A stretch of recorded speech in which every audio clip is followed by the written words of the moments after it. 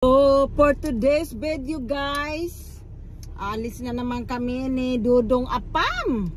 Alam nyo, ang plano talaga nung kami ay pupunta dito sa Australia, dapat mag-stay kami kila Lucille talaga hanggang sa malapit na kami uuwi. Tapos pupunta-punta lang kami dito sa bahay namin pag-araw.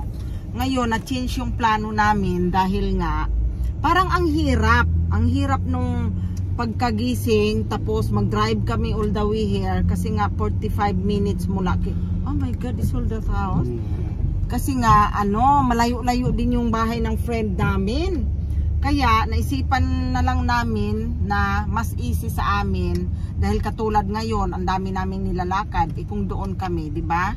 So magda-drive na naman kami ng 40 to 45 minutes.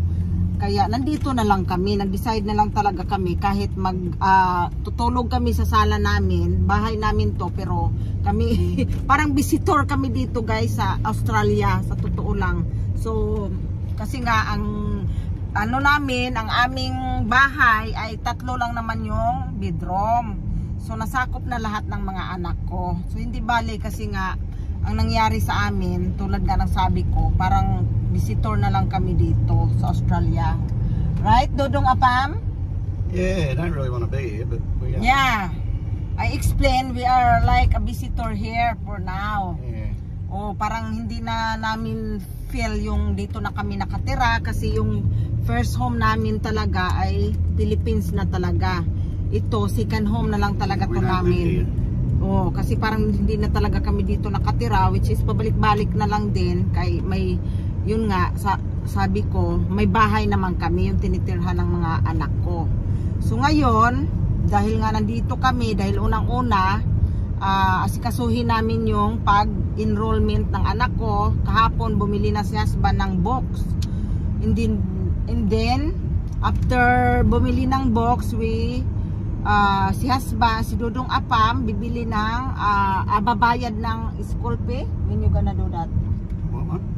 School fee next week. So babayaran niya yon. Mahirap kasi pag yung mag-asikaso ka yung anak ko, hindi naman alangan naman pupunta siya all the way Mandurah, mahirap din dito kasi dito sa Australia kinahanglan nga mag-drive ka nga kasi walang mga tricycle, walang mga jeep. So siyempre ang anak ko nag-aaral pa, wala naman siya ding pera na sapat na pera para kung saan kailangan niya, bawat kailangan niya, siyempre bawat kibot mo pera, alam niyo naman sa reality ng mundong ito, kailangan pera. So ngayon, dahil finally last year na niya ngayon sa high school, kumbaga sa atin, kaya siya na ang bahala kung magpatuloy pa ba siya sa kanyang pag-aaral or mag-work siya kay dito manggod sa Australia kanang kung gusto mo importante lang dito makagraduate ka ng high school. So ngayon, kaya kami nandito kahit hindi namin feel pumunta dito sa Australia kasi nga ayaw naman namin iwanan yung aming bahay doon kasi yun yung nag-invest talaga kami ng bunggang-bungga, di ba? Kasi pang na nga retirement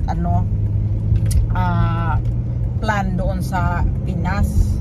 Kumbaga kay lisod kaayo dire sa Australia mag-retire, dili ka basta-basta maka-retire sa edad na mo, lalong-lalo na si Dudong Apam, dili ka basta-basta maka-retire dito unless mayaman ka talaga. Yun ang totoo talaga mga kainday, mga kadudong. Kay kung sapat lang, dahil nga sa mga bayaran dito, kasi ang sahod mo dito malaki nga, pero malaki din ang bayaran. Tinutumbasan din yung sahod mo sa mga bayaran dito, sa mga bills pa lang, sa hulugan mo sa mortgage mo sa bahay, mga bills, kumbaga nandoon lang din nga ubos, mga car insurance, tax ng bahay, land tax, sus ang dami. Kahit dito ikaw na may-ari ng bahay mo, sige ka pa rin ng bayad sa iyong bahay dito kasi may tax nga talaga yan every year. Kahit pa sabihing matapos mo na paghulog ang bahay mo, maghuhulog ka pa rin talaga yan forever.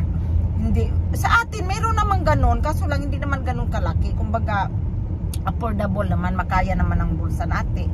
ng bulsa as long na may may pension ka na makukuha. Kasi mahirap din naman din sa atin kung wala kang pension or wala kang sapat na kung magre-retired ka tapos wala ka naman din basta-bastang pera. Kagaya namin si husband, lucky na lang din kami, swerte kami kasi mayroon kaming, si husband may pension kahit papaano, no?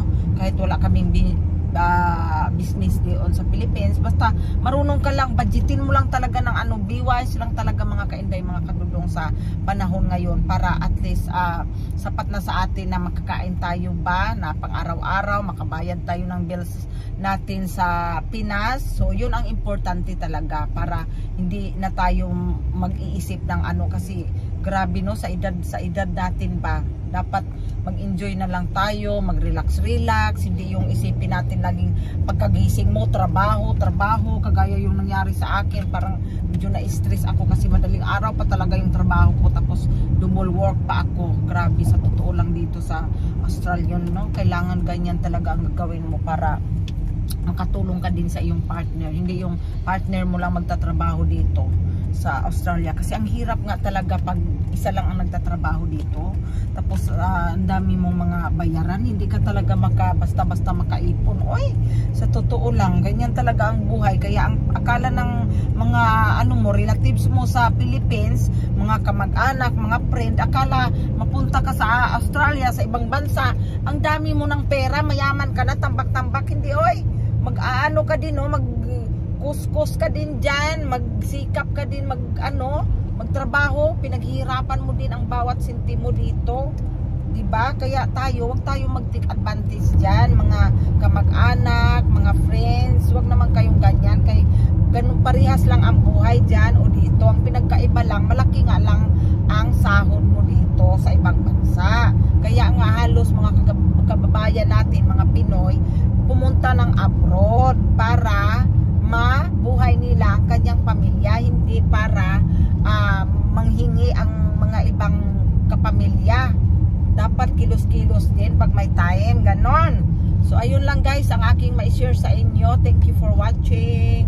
Dudong Apam, thank you for watching. Thank you for watching. Bye-bye. Bye-bye.